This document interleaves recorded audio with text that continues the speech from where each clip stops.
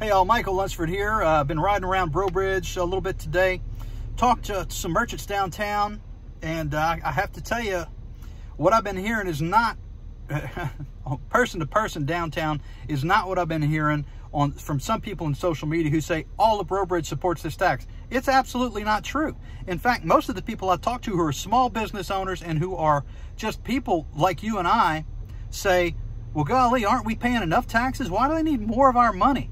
Why don't they just fix things up and encourage industry to come to town? That way, the sales tax is tied to inflation, is tied to the economy. We improve the economy, the government gets more revenue. We don't need to raise tax rates to do that. We need to just encourage business to operate here.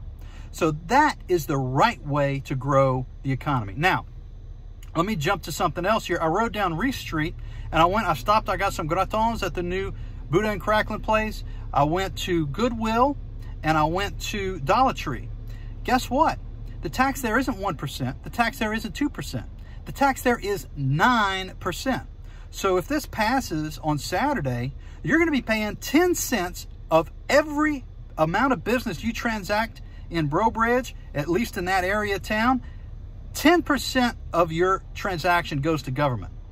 Now, there's some businesses that don't get 10% profit margin on things that they sell, but the government's going to get a 10% profit margin on it. I think that's too high, y'all. And tell me what you think. Comment below. I'd love to hear from you.